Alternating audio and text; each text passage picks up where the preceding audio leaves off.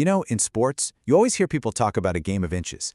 But every now and then, you get a game that comes down to just one single unit. Today we're going to break down a cricket match that was so incredibly tight that after more than 400 runs were blasted all over the park, it all came down to the smallest margin you can possibly get. Let's dive into the anatomy of this absolute thriller. Take a look at this. That's it. That's the number that defined an entire nail-biting evening of cricket. In a T20 match, a format that's literally built for fireworks and massive scores, the line between winning and losing was this one single solitary run.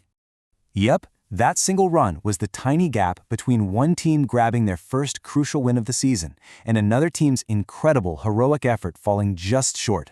So the big question is, how on earth did a contest that lasted hours, just jam-packed with unbelievable batting, boil down to a finish that had everyone on the edge of their seat? Well, let's break it down. All right, so let's set the scene. We're at the Arun Jaitley Stadium in Delhi. The Gujarat Titans came out swinging, putting up a really tough total of 210 for 4. Now in the chase, the Delhi Capitals fought tooth and nail, and it went right down to the very last ball. But they finished on 209 for 8, a heart-stopping one-run victory for the Titans. I mean, just look at those final scores. They tell two completely different stories, don't they? For Delhi, it was pure heartbreak. They were one good shot away from an amazing win. But for Gujarat, it was just total relief, a massive confidence boost, and their first victory of the season in the bag. So let's take a closer look at how this unbelievable chase even got that close. So how did Delhi get so close to chasing down such a massive total? Well, the answer really lies with two absolute masters of the run chase, who pretty much dragged their team to the very brink of victory. First up, you had KL Rahul. He played the anchor role perfectly, scoring a brilliant 92 and just holding everything together while wickets were tumbling around him. And then, David Miller walked in, and he just went ballistic, smashing 41 runs from only 20 balls. He brought them right to the doorstep of a win. And just to give you some context on these two, they aren't just good. They are, statistically, the two best chasers in the history of the IPL for anyone who's batted at least 10 times. So you had the best guys for the job out there. This chart really shows you the pulse of their chase. Look at the power play. They came out of the gates flying, scoring at over 10 runs and over. But then, see that dip in the middle? That's when Gujarat's bowlers really started to squeeze them. But the finish, wow. In those final 5 overs, the run rate exploded to over 13, setting up that absolutely frantic finish. So what caused that slowdown in the middle? The answer, in a word, Rashid Khan. In a game where every other bowler was getting hammered, Gujarat's superstar spinner put on an absolute clinic that completely changed the game. Honestly, you could argue his spell was the single biggest reason they won. I mean, just look at this table. It tells you everything you need to know. Delhi's spinners got taken apart, going for more than 12 and over. But Gujarat's spinners, led by Rashid, were just suffocating. He was bowling this incredible mix of googlies and leg breaks, and the batters just couldn't pick him. He took 3 massive wickets, and his economy rate was just 560. In a game where the target was 210, those 4 overs of pure control were like gold dust. And here's what the man himself had to say about it. As the player of the match, Rashid kept it so simple. His whole plan was to just hit the right spot on the pitch over and over again. It sounds so basic, right? But to execute that under so much pressure in the middle of that chaos is what makes him a genius. His performance is what set the stage for one of the wildest final overs you'll ever see.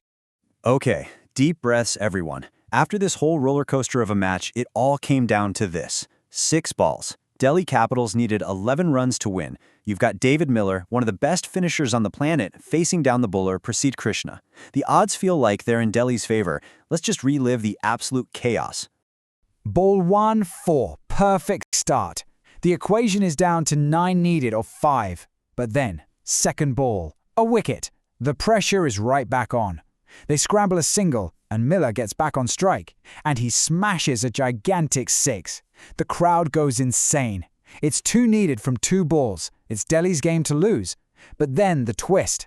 Miller hits the ball out to the fielder in the deep. It's an easy single, and he refuses to run. He backs himself to hit the winning runs.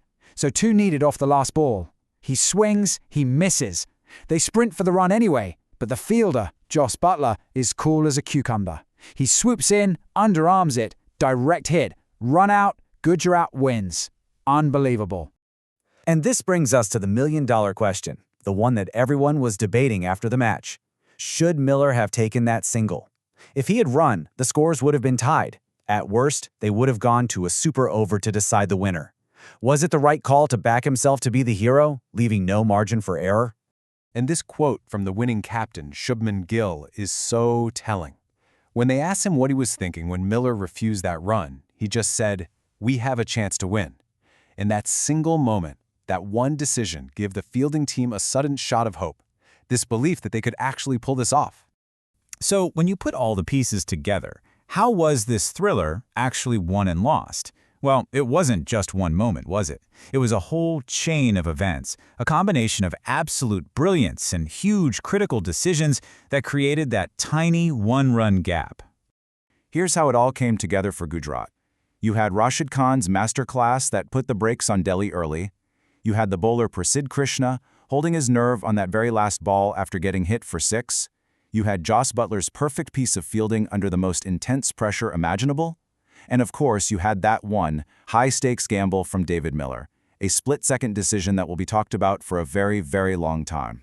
And really, it leaves us with this fascinating question, doesn't it?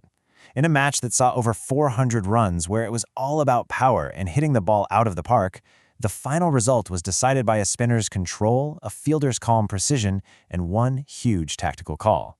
It really makes you wonder, in this age of brute force, do the small, strategic plays still matter most?